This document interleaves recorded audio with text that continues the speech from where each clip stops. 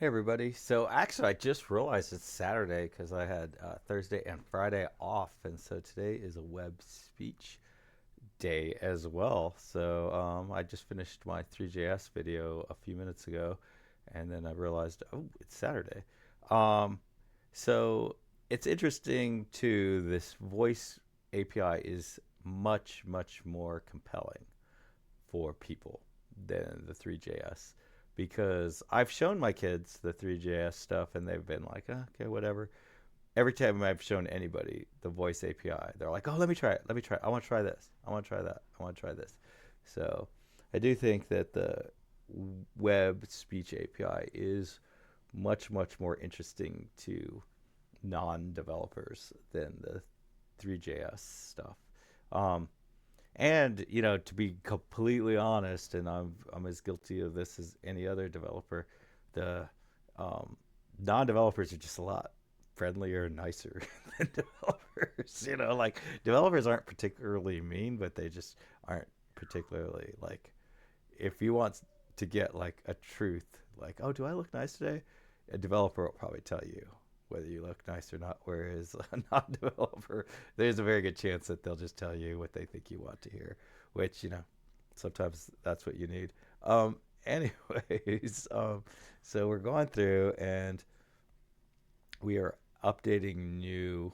We're updating the events here, and so there's like kind of two things that came out in the last video about in this series. One was that um, none of the signals aren't being published until the on result. So probably need to change that and to be like on end or something like that. And I don't know why it's only doing it on result, so we're gonna have to dig into that. The other thing is like we have one, two, three, four, five, 6 events captured, and there's they put numbers on here. There are 11 events total, so it's probably time to start. I mean, we just need to go through the process of getting them on there. It'd be nice if they'd put these in like timing order, like the order that they would come in time, but they didn't. So I did on audio start. We have on sound start, and we have on start. Are there any other starts? We have audio start and start, which we did. On speech start, do we have on speech start? We do not. So let's go ahead and add that one. Um, and I would think on speech start comes in after on audio start.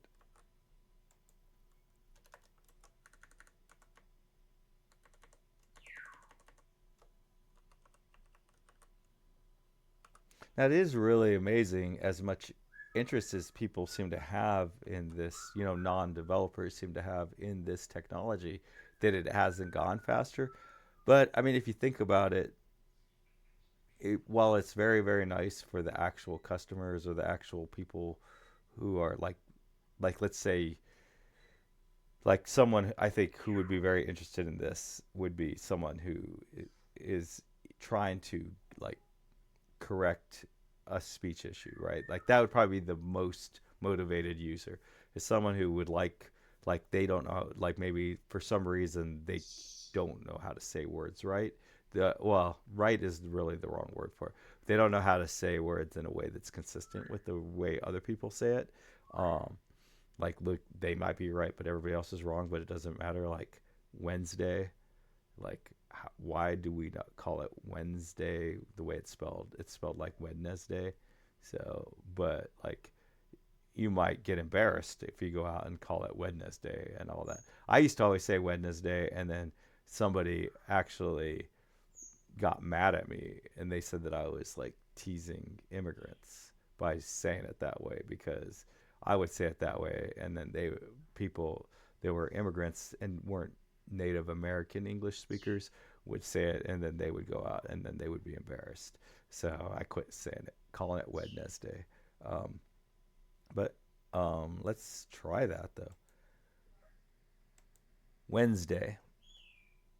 Okay, so we got Wednesday. The other thing I learned is that I want to have that percentage here. And I want to have a way to clear this here because everybody wanted to try this. I ended up having to re reload in order to get that. But let's see. So it definitely got the word Wednesday, and it felt like it was 98% chance. And what we're the reason we're here is to do. I can't even remember. I think it was. Let me hit Control Z on speech start. So let's just configure. Yeah. So speech start happens here. So that's good. Um, so that order is that. So now, so now I want to do Wednesday again, and it's nice to have that clear, but this one isn't. So I really do need a way to clear that in the app. So let's try this. Wednesday. Okay, so got that. And now let's see if what its percentage is. So 70%. So I feel like it was sort of a loose um, indicator of like probably the more common way to say a word in English. So that's cool. And we did pick up our on speech start, which did come in after sound start. So and that's exactly what I would have expected. Um, it would be kind of nice to turn this into something like the timestamp into something a little bit more usable. I don't know. There's improvements, but obviously the obvious thing to do right now is this. So the one we were playing around with was this Penelope. So Penelope is a word, is a name, and it gave me an 80%. And Penelope is how I most people around me pronounce that word. The person that was saying that they had, when they saw it in writing, they thought it was pronounced like this: Penelope. And so they were like, which was really weird because I believe that I have to go back and look at the video, but I think this is actually a higher confidence. So in that specific instance, for the kind of English, the version of English that I happen to speak and the people around me speak, whatever are like, it actually gave a higher confidence to what we thought was the um, wrong pronunciation. So it could give somebody the wrong impression. If you happen to live where I am and we all call it Penelope, and you're like, man, how do I pronounce this? And you typed in and you said Penelope. Some people say Penelope and some people say Penelope. And you would think, oh, okay, Penelope is the more correct way. But, and then it made me think, like, is there some other place where they pronounce it Penelope instead of Penelope? Like if maybe in New Jersey or something, they would pronounce it Penelope. And that's kind of a bummer. So as a actual, it's not a ironclad guarantee that if this thing, if the browser, this version of the browser, and it's not even the browser. Apparently, it's the operating system. It locks into the operating system of whatever device you're using.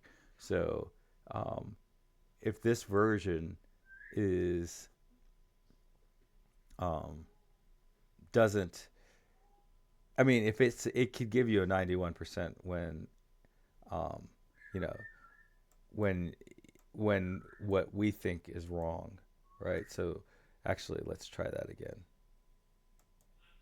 Penelope, right? And then I'm going to try it again. Penelope.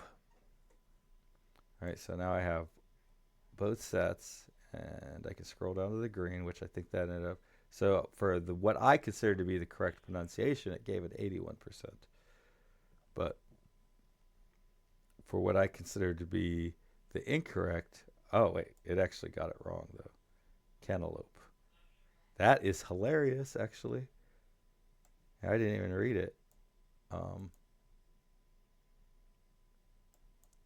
Penelope.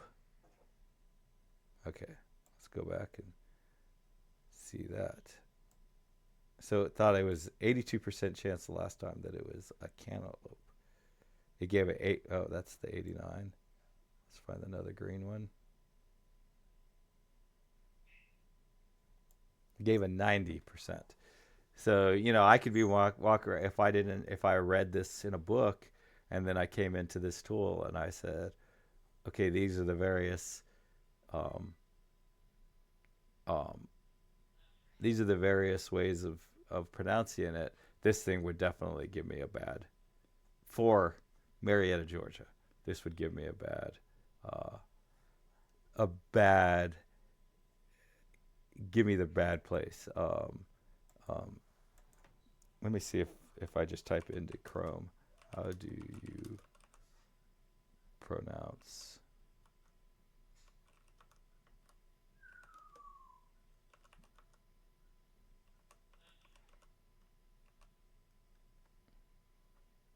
Penelope?